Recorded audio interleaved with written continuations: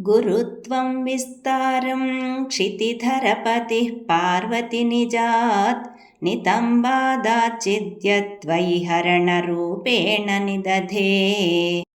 अतस्ते विस्तीर्णो गुरुरयमशेषां वसुमतीं नितम्बप्राग्भारः स्थगयति लघुत्वं नयति च।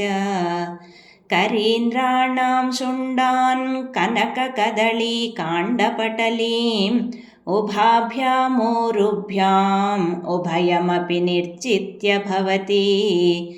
सुवृत्ताभ्यां पत्युः प्रणतिकठिनाभ्यां गिरिसुते विधिघ्ने जानुभ्यां विबुधकरिकुम्भद्वयमसि।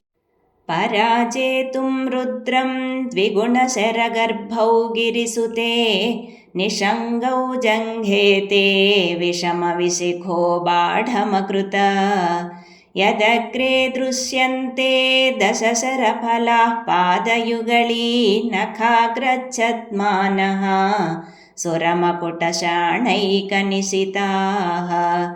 श्रुतीनां मूर्धानो दधति तव यौ शेखरतया ममाप्येतौ मातः शिरसि दयया देहि चरणौ। ययोः पाद्यं पाथः पशुपतिजटाजूटतटिनी ययोर्लाक्षा लक्ष्मीररुणहरिचूडामणिरुचिः। नमो वाकं ब्रूमो नयनरमणीयाय पदयोः तवास्मै द्वन्द्वाय स्फुटरुचिरसालक्तकवते। असूयत्यत्यन्तं यदभिहननाय स्पृहयते पशूनामीशानः प्रमदवनकङ्केळितरवे। मृषा कृत्वा गोत्रस्खलनमथ वैलक्ष्यनमितं ललाटे भर्तारं चरणकमले ताडयति ते। चिरादन्तः शल्यं दहनकृतमुन्मूलितवता तुलाकोटिक्वाणैः किलिकिलितमीशानरिपुणा। हिमानी हन्तव्यं हिमगिरिनिवासैकचतुरौ निशायां निद्राणं निशिचरमभागे च विशदौ।